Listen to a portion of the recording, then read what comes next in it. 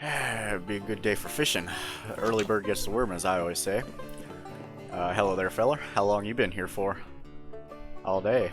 Fishing for 20 rupees, of course. What kind of lure you got? Oh, just the old average. You caught a 6-pounder? Wow, that's pretty average, to be honest. You know, yesterday I had a huge one. It was about this big. Yeah, we'll see how it goes today. What's going on, guys? Rivero here. Another update video. This is gonna be like the second to last. Maybe there'll be more, but like everything aside from Ganon's castle is finished. And mainly what we're going over with today is all the side quests and anything I have not shown off or mentioned before. And what a way to start than by some good old fishing. Now, this fishing is not like the original game, unfortunately. I did not want to code in an entirely new fishing game. I hope most people agree with me on this, that fishing even in games is just not fun. So, let me show you how absolutely challenging this is. You cast your line. And you catch a fish. We caught a 3-pounder. We're throwing that back. If you throw it, it gets rid of the fish. You can only catch one fish at a time, and depending on where it is on the slot, it'll get rid of one of those fish. So you're better off just throwing out the one that you catch. We got a 10-pounder. We got a 10-pounder. Now, I believe it's been a while since I actually made this. You can catch a 3 through 11-pound fish as a child, which is what we are right now. And we need a 10-pounder to get the heart piece. If we catch anything above 6 pounds, but below 10 pounds, we will get 20 rupees. And then we have to catch something bigger than that to get another 20 rupees, otherwise he'll be like, oh, that's kind of lame. And yeah, that's like all you have to do here. Oh, you gotta give his fishing rod back. Once you catch a 10-pound fish and get the heart piece, if you go to a certain location, you have a chance of finding the sinking lure, which has a very lame use in this game, which is just that you have a higher chance of catching the Hylian loach, which is something you can catch. And there it is. So yeah, that's about it from here. Now let's return as an adult. We are now an adult. Everything is sad and realistic like life. And this guy has no hair, but it is being covered up by a hat. He recognizes us from 7 years ago. If we come here the first time as an adult, he'll just say, hey, you want to fish? And yeah, our 10 pounds remains the same or whatever, so we have to get higher than that. Once you're an adult, you can catch a fish up to, I think, 21 pounds. Don't cast it, anyone, huh? Well, we'll see about that. Haha, nope. You know what? This is your fault. Haha, I got his hat. What are you doing to me? What do you mean? I have no idea what you're talking about. I'm going to continue fishing and ignore you. 6 pounds, your hat is terrible bait. Here you go. So yeah, you can take his hat and give it back to him. Nothing happens, just a cool little Easter egg. And we got an 18-pounder, which is enough to get the golden scale. And now that we've gotten the golden scale as an adult, we can now find the sinking lure once again. Next up, one of our episodes did show off us learning the Scarecrow song. However, we did not show it in action because it was not ready yet. But now, as you can see by one new thing, green Navi appears, which means that there's something here that we can play. Ta-da! We play the Scarecrow song, and the Scarecrow appears, which we can hookshot onto. Doing so can reveal a heart piece up here. Bunch of different places that you can play the Scarecrow song. Most of them aren't actually required, but a couple are. You may have noticed over here on the right, after we were doing the Scarecrow song, that there is a new thing here. The Gossip Stone. If we go near it, Navi tells us there might be a fairy inside, which we can either play Zelda's Lullaby to get a normal fairy, or the Song of Storms to get a big fairy. If we are a child and we complete the Happy Mask Salesman quest, and put on the Mask of Truth, and we go up to one of these Gossip Stones, they will give us a hint or a rumor or a piece of gossip, something like that. They're all basically useless, or have no point, to be honest.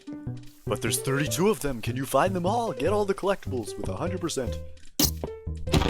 Next up is the Lakeside Laboratory. If we jump in the water, boop, and we talk to this person, he'll say he's researching. We didn't go far enough. There we go. How'd I do? We dove 6 feet. I don't know about that. But I guess it wasn't a real dive anyways. If we go lower, we go 12 feet. Nice. Let's go to the very bottom. Now that we have the golden scale. And now that we've touched the bottom, he will give us a heart piece, a heart container, a heart piece. This is new. We'll show this off in a second. Another thing you'll notice down here is a gold skulltula, which all 100 have been implemented. We will be going over that in a bit. And while it may not be a shark, I did add a little Easter egg behind the grate here. Over at Zora's River, we have the bean guy, who has been able to sell beans before, but they now actually have a use. If we have any beans in our inventory and we stand over these soil spots, they will create a bean sprout. Let's collect a few more beans and show off a couple areas. After returning to the bean spots as an adult, you will notice that they're decaying. Oh man, so that's an issue. I'll fix that. That's really unfortunate because, yeah, it sucks. Anyways, as I was saying, once you are an adult and you return to the bean spots, these little areas will grow, and you can ride the bean sprouts. All of them have a unique path that they take, and man, this took forever to do because I had to clone it one by one into a long, straight thing. But it was worth it. I don't think there was any other good way to do this that would make it easy to jump off without having any trouble. I just realized I completely forgot that we also have the ice cavern completely finished now. So let's go through this dungeon real quick.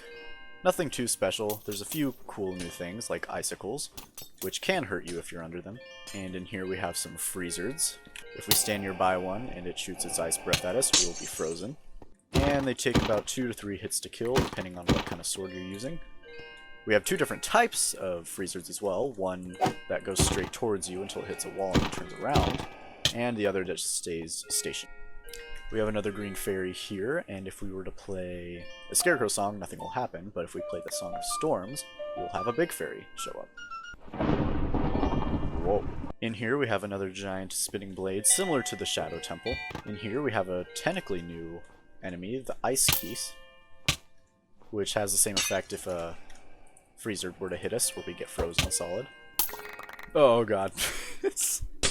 And if you are holding a bottle while next to this blue flame over here, you will get blue fire. Just do not hold a stack of them. Or better yet, don't hold a stack of bottles.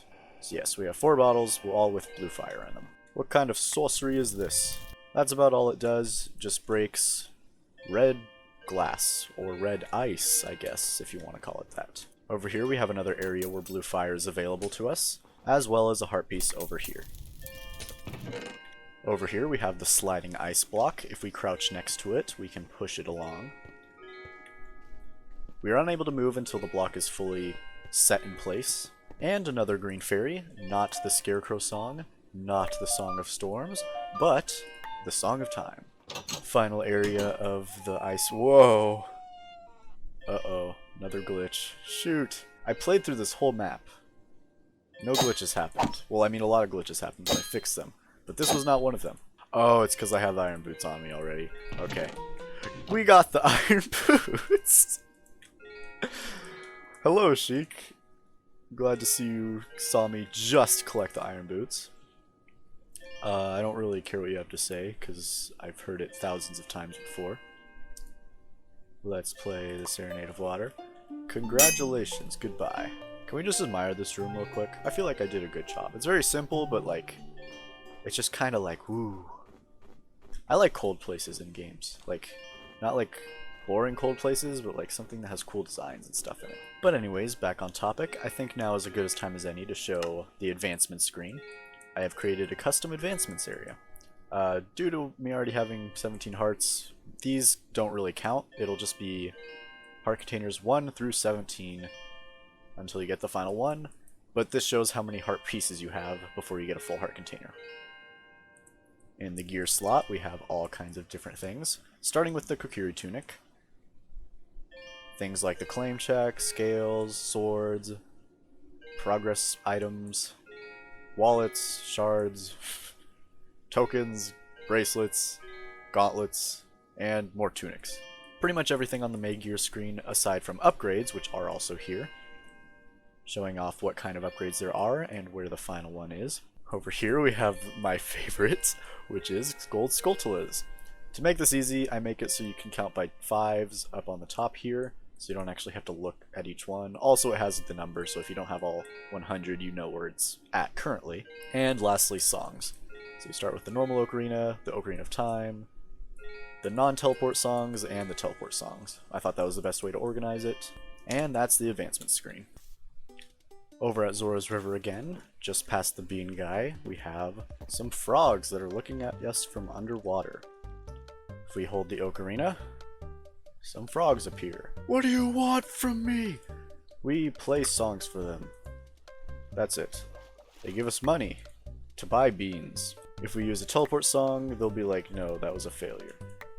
But if we play the normal blue songs, we will get stuff for it. We can play the 5 main songs to get money, and if we play the Song of Storms, we will get a heart piece, which you can tell by the generation. After we've played all the songs we can, they will have another minigame for us. This one's basically a full ripoff of my last one with the Skull Kids. The only difference is that it's completely random and you just do it all at once, right away. And you gotta do it within a time limit or they'll be like, boo, you failed. And I think you have to do it like 17 times or something crazy. So keep yourself on your toes or you might fail. And after you win once, you get another heart piece. Playing again gets you a purple rupee. Over at Kakariko, at this House of Skulltulas, we have the cursed guys. They're terrifying. Ugh. So if we go ahead and talk to this guy, he tells us his story. Gives us info on the advancement tab and shows how we can keep track. And yeah, everyone's cursed and sad.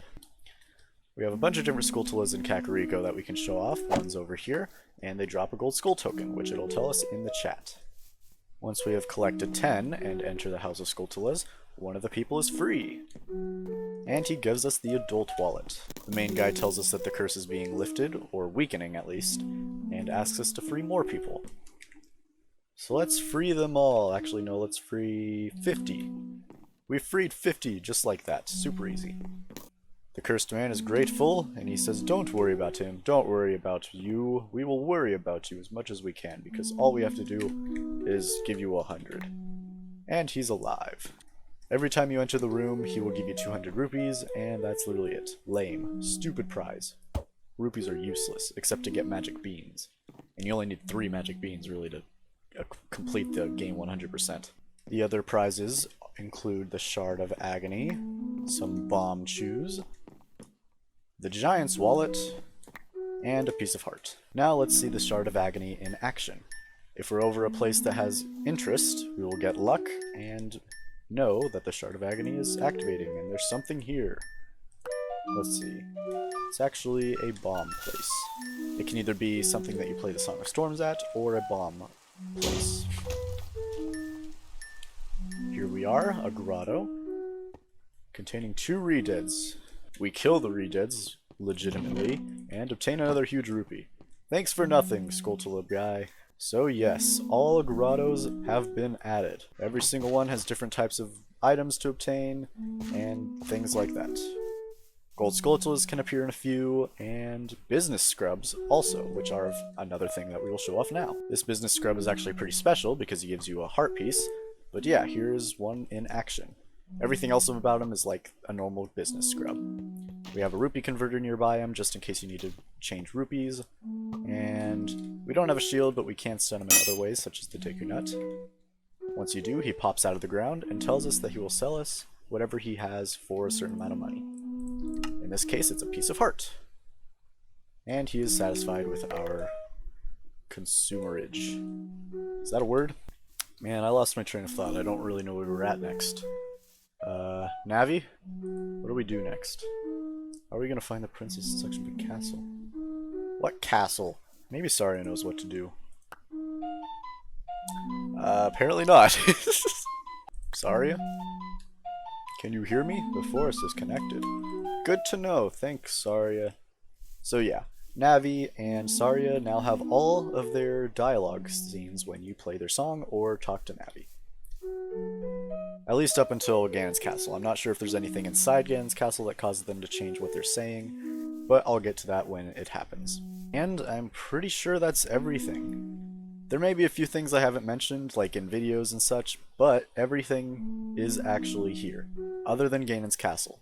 But nothing in Ganon's castle is actually connected to anywhere else.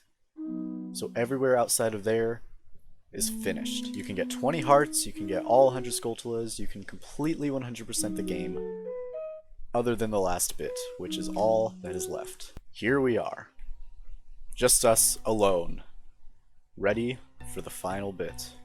This is a long project that is finally coming to an end. Still doesn't feel real yet. College is going to be starting soon, so I'll be able to get more into actual game design aside from just Minecraft. But for now, focusing on what's currently going on, it is time to finish this. I'm hoping in college that there's better internet than what I have currently, because I cannot stream at all, but I would really like to stream the final days of me working on this, on like something like Twitch or something. So stay tuned for that, hopefully. We're almost there. This is the final area. Everything else is done. See you guys in the next video, where everything is done.